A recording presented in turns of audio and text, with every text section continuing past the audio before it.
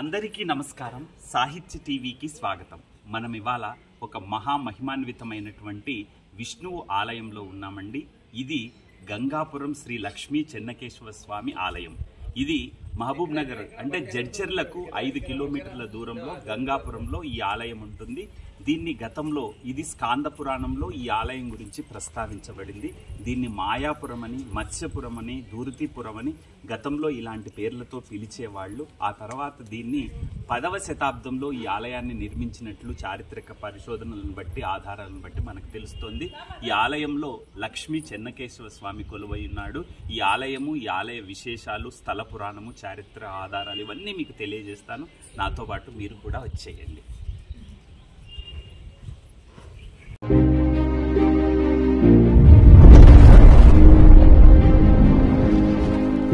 వివిధ దేవాలయాల సందర్శనను, అక్కడి స్థల పురాణాన్ని, చారిత్రక విశేషాలను ఎప్పటికప్పుడు మన సాహిత్య టీవీ ద్వారా ప్రేక్షకులకు అందిస్తూ వస్తున్నాను. ఆ పరంపరలో భాగంగా ఇవాళ కూడా ఒక మహామహిమాన్వితమైన అద్భుతమైన ఆలయాన్ని మనము దర్శించుకోబోతున్నాము. ఆ ఆలయం మరెక్కడో కాదండి, తెలంగాణ రాష్ట్రము జడ్చర్లకు 5 కిలోమీటర్ల దూరంలోను, మహబూబ్ నగర్ పట్టణానికి 22 కిలోమీటర్ల దూరంలోను గంగాపురం అనే ఊరిలో ఉందండి. అక్కడే వెలిశారు శ్రీ లక్ష్మీ చెన్నకేశవ స్వామి. అదిగో మనం ఆలయానికి సమీపించాము. ఎదురుగా గాలి గోపురం రమ్మని పిలుస్తున్నట్టుగా ఆహ్వానం పలుకుతోంది. దేశవ్యాప్తంగా కేశవ నామంతో ప్రసిద్ధి చెందినటువంటి వైష్ణవ క్షేత్రాలు చాలా అరుదుగా కనిపిస్తాయి. ఆ పరంపరలో అత్యంత ప్రాచీనమైనటువంటి ఆలయాల్లో గంగాపురం చెన్నకేశవ స్వామి ఆలయం ఎంతో విశేషమైనదిగా చెప్పొచ్చు. ఇక్కడ గర్భాలయంలో కొలువుదీరిన మూల విరాట్టు శంఖం, చక్రం, గద, కమలాలను ధరించి భక్తులకు సాక్షాత్కరిస్తాడు శ్రీ లక్ష్మీ చెన్నకేశవ స్వామి. చూస్తున్నారు కదండి, ఇలా మెట్లు ఎక్కి లోపలికి అడుగు పెట్టాలి. ఇది ప్రధాన ద్వారము. అటువైపు కూడా ఇటువైపు కూడా వెళ్ళొచ్చండి. ప్రధానంగా ఇక్కడి నుంచి గనక వెళితే చాలా అద్భుతంగా ఉంటుంది. ఈ ఆలయము పురాతనమైనది. దీనికి సంబంధించి నేను స్థల పురాణాన్ని అలాగే చారిత్రక విశేషాలను కూడా చెబుతానండి. శిల్ప శోభితం, శిల్ప సౌందర్యం కూడా చాలా బాగుంటుంది. అలాగే ఇక్కడ ఒక అద్భుతమైన కోనేరు ఉందండి, అది కూడా చూపిస్తాను. ముందుగా శ్రీ లక్ష్మీ చెన్నకేశవ స్వామి యొక్క స్థల పురాణాన్ని గనక మనం పరిశీలించినట్లయితే, కృతయుగంలో ఒక విష్ణు భక్తుడు స్వామి కోసం తపస్సు చేయగా ఆయన తపస్సుకు మెచ్చిన విష్ణుమూర్తి ప్రత్యక్షమై ఏం వరం కావాలో కోరుకోమని అంటాడు. దానికి స్వామి భక్తుడు, నేను మీకోసం ఒక దేవాలయాన్ని నిర్మించాలనుకుంటున్నాను. అందులో మీరు చెన్నకేశవుడిగా కొలువుదీరి నన్ను అనుగ్రహించు అని ఆ భక్తుడు విష్ణుమూర్తిని అడుగుతాడు. దానికి స్వామివారు సమ్మతిస్తాడు. ఇది జరిగి కొద్ది రోజులకు ఆ విష్ణు భక్తుడు ఆలయ నిర్మాణం పూర్తి చేస్తాడు. తెల్లవారితే స్వామివారు ఆలయంలో వెలుస్తారనగా ఆ వ్యక్తి గుడిని కట్టడానికి అయిన ఖర్చులను లెక్కిస్తాడు. అందుకు ఆగ్రహించిన విష్ణుమూర్తి దేవశిల్పులను పిలిచి మరో ఆలయాన్ని కట్టమని పురమాయించాడు. అందులో చెన్నకేశవ స్వామి స్వయంభూగా వెలిసి పూజలు అందుకుంటున్నాడు. స్వామి ఆనాడు వెలిసిన ఆ ఊరే జడ్చర్లకు సమీపంలో ఉన్నటువంటి ప్రస్తుతం మీరు చూస్తున్న గంగాపురం. గమనిస్తున్నారు కదండి, ఆలయం అనేది ఎంత పురాతనమైనదో. ఈ పురాతనమైన ఆలయం మీద చూడండి, శిల్ప సంపద చాలా అద్భుతంగా ఉంటుందండి. ఈ గంగాపురం శ్రీ లక్ష్మీ చెన్నకేశవ స్వామి ఆలయం గోపురాల మీద, ప్రాకారాల మీద, కుడ్యాల మీద అద్భుతమైనటువంటి శిల్ప సంపద, శిల్ప సౌందర్యం మనకు కనిపిస్తూ ఉంటుంది. అయితే ఈ గంగాపురం శ్రీ లక్ష్మీ చెన్నకేశవ స్వామి యొక్క చారిత్రక విశేషాలను గనక మనం తెలుసుకున్నట్లయితే, గంగాపురం చాళుక్య చక్రవర్తుల ఉపరాజధానిగా విరాజిల్లింది. క్రీస్తు శకం 11వ శతాబ్దంలో ఈ గ్రామాన్ని త్రైలోక్య మల్ల కేశవపురంగా పిలిచేవారని పశ్చిమ చాళుక్య శాసనాల ద్వారా తెలుస్తోంది. పశ్చిమ చాళుక్య రాజైన మొదటి త్రైలోక్య మల్ల సోమేశ్వరుడు గంగాపురంలోని లక్ష్మీ చెన్నకేశవ స్వామి ఆలయాన్ని పునర్నిర్మించాడు. పశ్చిమ చాళుక్య రాజులు వైజయంతిపురాన్ని రాజధానిగా, గంగాపురాన్ని రెండో రాజధానిగా చేసుకుని పాలించడం జరిగింది. బాదామి చాళుక్యులు, కళ్యాణి చాళుక్యులు, రాష్ట్రకూట వంశీయుల కాలం, కందూరు చోడుల కాలంతో పాటు కాకతీయ, గోన, మల్యాల, పద్యనాయకాది రాజవంశీయుల పాలనలో గంగాపురం ప్రముఖ పట్టణంగా వెలుగొందింది. క్రీస్తు శకం 1091 సంవత్సరం నాటికే లక్ష్మీ చెన్నకేశవ స్వామి ఆలయం ప్రసిద్ధి పొందినట్లు చారిత్రక ఆధారాలను బట్టి తెలుస్తోంది. పౌరాణిక, చారిత్రక ప్రాశస్త్యం ఉన్న ఈ క్షేత్రం గురించి పాల్కూరికి సోమనాథ కవి పండితారాధ్య చరిత్రలో ప్రస్తుతించారు. సుమారు 25 మంది కవులు గంగాపురం గురించి తమ గ్రంథాలలో వర్ణించడం విశేషంగా మనం చెప్పుకోవచ్చు. గమనిస్తున్నారు కదండి. శ్రీ లక్ష్మీ చెన్నకేశవ స్వామి దేవాలయం తెలంగాణ రాష్ట్రం గంగాపురంలో ఉంది. అంటే జడ్చర్లకు 5 కిలోమీటర్ల దూరంలో. మనం హైదరాబాదు బెంగళూరు జాతీయ రహదారి NH-44 మీకు తెలుసు కదండి. మనం హైదరాబాద్ నుంచి బయలుదేరేటప్పుడు జడ్చర్లకు వచ్చి అక్కడి నుంచి గంగాపురంకి 5 కిలోమీటర్లు వెళితే ఈ అద్భుతమైన ప్రాచీనమైనటువంటి శిల్పశోభితమైనటువంటి ఆలయం కనిపిస్తుంది. నిజంగా ఈ ఆలయాన్ని దర్శించడం అనేది పూర్వజన్మ సుకృతంగా భావిస్తారు. ఎందుకంటే అంత అద్భుతమైనటువంటి ఆలయం అన్నమాట. ఆలయము, ఆలయ ప్రాంగణము, ఆ పరిసరాలు ఇవన్నీ ఎంతో అద్భుతంగా ఆనాటి చరిత్రకు సాక్షిభూతంగా నిలుస్తాయి అంటే ఏమాత్రము అతిశయోక్తి కాదు. ఇక్కడ పసిడి కాంతు లీనుతూ ధ్వజస్తంభం ఉంటుంది. మీకు స్వామివారిని కూడా చూపిస్తాను. చూడండి ఎంత విశాలమైనటువంటి ఆలయ ప్రాంగణంలో. అటువైపు నుంచి ఇటువైపు నుంచి 2-3 దారులు ఉన్నాయండి స్వామివారిని దర్శించుకోవడానికి. ఇక్కడ విశేషంగా చెప్పేది ఏంటంటే లక్ష్మీ చెన్నకేశవ స్వామికి ఎవరైతే తమ శక్తి మేర ప్రదక్షిణలు చేస్తారో వాళ్ళ కోరికలన్నీ స్వామివారు తప్పకుండా నెరవేరుస్తాడు అని భక్తులు విశ్వసిస్తారు. అంటే ప్రదక్షిణ చేసిన మాత్రం చేతనే భక్తుల కోరికలు తీర్చే కొంగు బంగారంగా గంగాపురంలో శ్రీ లక్ష్మీ చెన్నకేశవ స్వామి విరాజిల్లుతున్నాడు. అందుకనే ఇక్కడికి వచ్చి, అంటే ఈ స్వామివారి దగ్గరికి వచ్చి ప్రదక్షిణలు చేయడానికి ఉభయ తెలుగు రాష్ట్రాల భక్తులే కాదండి, మహారాష్ట్ర, కర్ణాటక నుంచి కూడా పెద్ద సంఖ్యలో భక్తులు వచ్చి మొక్కులు చెల్లించుకుంటారు. అంతేకాదు కోరిన కోరికలు నెరవేరిన తర్వాత మళ్ళీ వచ్చి స్వామివారిని దర్శించుకొని ఆ రాత్రికి ఆలయంలోనే నిద్రిస్తారు. ఆలయ ప్రాంగణం కూడా చాలా బాగుందండి. అక్కడ రూములు కూడా ఉన్నాయి. ఒకవేళ ఆ రూములలో ఉండొచ్చు, లేదంటే ఆలయ ప్రాంగణంలో కూడా నిద్ర చేయవచ్చు. భక్తులు స్వామివారికి తీపి పదార్థాలను నైవేద్యంగా నివేదిస్తారు. ఉగాది, వైకుంఠ ఏకాదశి, విజయదశమి పర్వదినాల్లోనూ, అలాగే కార్తీకం, శ్రావణ మాసాల్లో ఇక్కడ ప్రత్యేకమైన ఉత్సవాలు నిర్వహిస్తారు.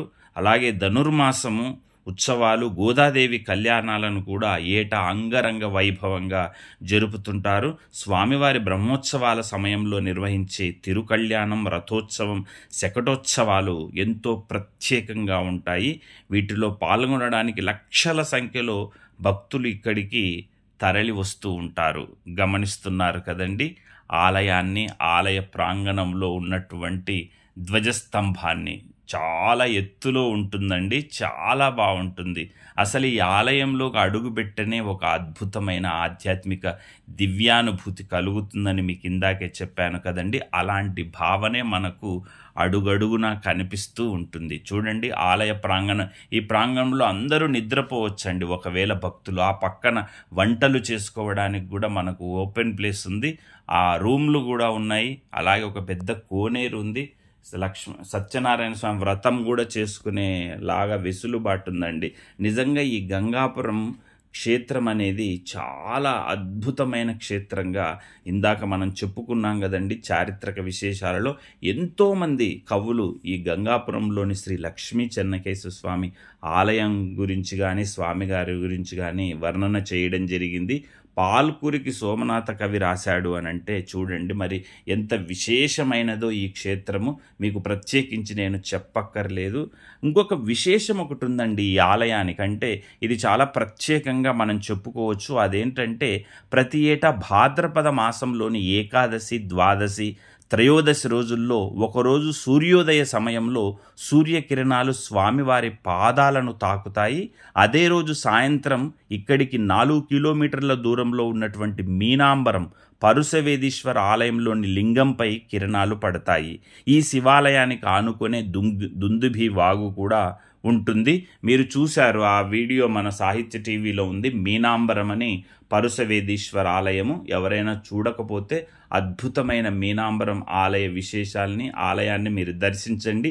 అక్కడ శ్రీశైలంలో ఉన్నట్టుగానే నందీశ్వరుల వారి విగ్రహం ఉంటుంది సజీవంగా. నేను ఆ ఆలయానికి సంబంధించి మీనాంబరం పరుసవేదీశ్వర ఆలయానికి సంబంధించిన లింకు డిస్క్రిప్షన్లో ఇస్తాను. తప్పకుండా ఆ వీడియోను కూడా చూడండి. ఇది కేవలం ఇక్కడి నుంచి 4 కిలోమీటర్ల దూరంలోనే ఉంటుందండి. మీరు శ్రీ లక్ష్మీ చెన్నకేశ్వర స్వామి ఆలయాన్ని దర్శించుకోవడానికి గనక వచ్చినట్లయితే ఈ ఆలయాన్ని దర్శించుకోవచ్చు. అలాగే 4 కిలోమీటర్ల దూరంలో ఉన్నటువంటి మీనాంబరానికి వెళ్ళి పరుషవేదీశ్వర ఆలయాన్ని సందర్శించవచ్చు. అక్కడి నుంచి మరికొంత దూరం వెళ్తే ఆవంచ ఏకశిలా గణపతి, ఐశ్వర్య గణపతిని కూడా మీరు దర్శించుకోవచ్చు. అంటే భారతదేశంలోనే చాలా పెద్దది, ప్రత్యేకమైనది, ఏకశిలతో నిర్మించినటువంటి ఒక గణపతిని అక్కడ మనం చూడొచ్చు. గమనిస్తున్నారు కదండి. శ్రీ లక్ష్మీ చెన్నకేశ్వర స్వామిని దర్శించుకోండి. లక్ష్మీ చెన్నకేశ్వర స్వామి ఇది గర్భాలయం అండి. ఇక్కడ కొలువుదీరిన మూల విరాట్టు శంఖం, చక్రం, గద, కమలాలను ధరించి భక్తులకు దర్శనమిస్తాడండి. నిజంగా ఎంత బాగుంటుందంటే అక్కడికి వెళ్ళి స్వామివారిని దర్శించుకుంటూ ఉంటే ఎంతసేపు అయినా స్వామివారి దివ్యమంగళ రూపాన్ని దర్శించుకుంటూ ఉంటే సమయం సరిపోదు, తనివి తీరదన్నట్టుంటుంది. అదిగో ఇక్కడ కోనేరండి. చాలా అద్భుతంగా ఉంటుందండి. విశేషమైన కోనేరు, చాలా లోతుగా ఉంటుందట. అందుకని మధ్యలో కంచెలాగా కట్టారు. దాన్ని దాటి ఎవరు వెళ్ళకూడదని చెప్పేసి అదిగో మా అమ్మాయి, మా ఆవిడ వస్తున్నారు. అంటే ఈ కోనేరులోకి వచ్చి చాలామంది మహిళలు స్నానాలు చేయడం కూడా నేను ఇంతకు ముందు గమనించడం జరిగింది. అయితే వెళ్ళి తల మీద నీళ్లు చల్లుకొని రావాలని ప్రతి ఒక్కరూ అనుకుంటారు కదా. అందులో భాగంగానే మా అమ్మాయి, మా ఆవిడ వెళ్తున్నారు.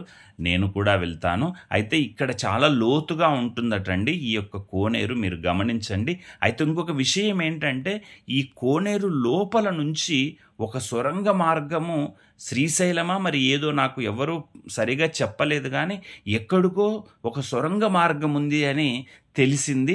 మరి అది శ్రీశైలానిక మరే ప్రాంతానికి దానికి సంబంధించి తెలిసింటే ఎవరైనా దయచేసి కామెంట్ రూపంలో తెలియచేయండి. మిగతా వాళ్లకు తెలుసుకునేదగ్గ ఉంటుంది. ఇది చాలా లోతుగా ఉంటుందటండి. చూశారు కదా, దీన్ని కట్టడం కూడా చాలా బాగుంటుందన్నమాట. అది ఆ ముందు అంతవరకే, దాన్ని దాటి వెళ్ళకూడదని. ఎందుకంటే చాలా లోతుగా ఉంటుందట. ఆ లోపలి నుంచే సొరంగ మార్గం ఉంటుంది అని నేను వినడం జరిగింది. అది ఎక్కడికి అని ఎవరికైనా తెలిస్తే దయచేసి కామెంట్ రూపంలో తెలియజేయండి. ఇది గంగాపురం శ్రీ లక్ష్మీ చెన్నకేశవ స్వామి ఆలయం అండి. నిజంగా ఎంత అద్భుతంగా ఉంటుందంటే చాలా చాలా బాగుంటుందండి. ఎక్కడెక్కడి నుంచో సుదూర తీరాల ప్రాంతాల నుంచి, సుదూర తీరాల నుంచి అన్నట్టు ఎక్కడెక్కడి నుంచో భక్తులు వస్తూ ఉంటారు. అక్కడే స్వామివారికి నైవేద్యాలు వండి పెడుతుంటారు. తీపి పదార్థాలు అని అనుకున్నాం కదా, అంటే పొంగలి లాంటిది అలాంటిది చేసి స్వామివారికి పెడుతుంటారేమో మరి. నిజంగా చాలా చాలా బాగుంటుందనండి. విశాలమైనటువంటి ఆలయ ప్రాంగణం చాలా పరిశుభ్రంగా ఉంటుందండి. ఆలయ నిర్వాహకులు కానీ అక్కడ పురోహితులు కానీ ఆలయాన్ని చక్కగా ఇది తీర్చిదిద్దారు. ఎప్పటికీ ఇది చేయకుండా ఉంటుంది. ఇక్కడ రథసప్తమికి ప్రత్యేకంగా ఉత్సవాలు జరుగుతాయి, బ్రహ్మోత్సవాల్లాగా అని తెలుస్తోంది. రథసప్తమి ఇందాక చెప్పుకున్నాం కదా, స్వామివారి మీద సూర్యకిరణాలు పడతాయని. చూస్తున్నారు కదండి బయట నుంచి, ఇది స్వామివారి యొక్క ఆలయం, శ్రీ లక్ష్మీ చెన్నకేశవ స్వామి దేవాలయము, గంగాపురం, తెలంగాణ రాష్ట్రంలో జడ్చర్లకు 5 కిలోమీటర్ల దూరంలో, మహబూబ్ నగర్కి 22 కిలోమీటర్ల దూరంలో ఉన్నటువంటి మహామహిమాన్వితమైనటువంటి శ్రీ లక్ష్మీ చెన్నకేశవ స్వామి దేవాలయం. మీరు కూడా ఎప్పుడైనా ఆ మార్గంలో అంటే హైదరాబాదు బెంగళూరు హైవే రూట్లో వెళ్తే ఈ ఆలయాన్ని తప్పకుండా దర్శించండి. ఆ రూట్లో వెళ్ళకపోయినా ప్రత్యేకంగా వెళ్ళి స్వామివారిని దర్శించుకోవచ్చు. స్వామివారి కృపకు పాత్రులు కావచ్చు. మీ అందరికీ స్వామివారి కృపా కటాక్ష వీక్షణలు లభించాలని, మీరు కోరిన కోరికలన్నీ నెరవేరాలని, మీ జీవితం ఆశాజనకంగా ఆనందంగా ఉండాలని మనస్ఫూర్తిగా కోరుకుంటున్నాను. ఆలయం అనేదైతే చాలా అద్భుతంగా ఉందండి. తప్పకుండా దర్శించండి. శ్రీ లక్ష్మీ చెన్నకేశవ స్వామి, గంగాపురం. శుభం భూయాత్. చూశారు కదండి, శ్రీ లక్ష్మీ చెన్నకేశవ స్వామి దేవాలయము, గంగాపురం. ఇది జడ్చర్లకు 5 కిలోమీటర్ల దూరంలో ఉంటుందని చెప్పాను కదండి. చూశారు కదా, ఆలయము చాలా పురాతనమైనదండి. 10వ శతాబ్దానికి సంబంధించిందని చెప్పాను కదా. ఎలా అనిపించింది? మీ తాలూకు అభిప్రాయాన్ని ఖచ్చితంగా కామెంట్ రూపంలో తెలియజేయండి. లైక్ చేయండి, కామెంట్ చేయండి, నచ్చితే మీ బంధుమిత్రులకు షేర్ చేయండి. ఎవరైనా కొత్తగా నా ఛానల్ని చూస్తున్నట్లయితే సబ్స్క్రైబ్ చేసి పక్కనే ఉన్నటువంటి బెల్ ఐకాన్ని క్లిక్ చేయండి. అలా చేసినట్లయితే నేను చేసే వీడియో తాలూకు ప్రతిదీ మీకు నోటిఫికేషన్ రూపంలో అందుతుంది. మిస్ కాకుండా ప్రతి వీడియోని చూడొచ్చు అన్నమాట. సాహిత్య టీవీని మీరు ఎంతో ఇదిగా ఆదరిస్తున్నారు, ప్రోత్సహిస్తున్నారు. సదా మీ ఆదరాభిమానాలు ఇలాగే ఉండాలని నేను మనస్ఫూర్తిగా కోరుకుంటున్నాను. మీ అందరికీ శ్రీ లక్ష్మీ చెన్నకేశవ స్వామి యొక్క శుభాశీస్సులు లభించాలని మనస్ఫూర్తిగా కోరుకుంటున్నాను. ధన్యవాదాలు. Please watch, like, share and subscribe సాహిత్య టీవీ.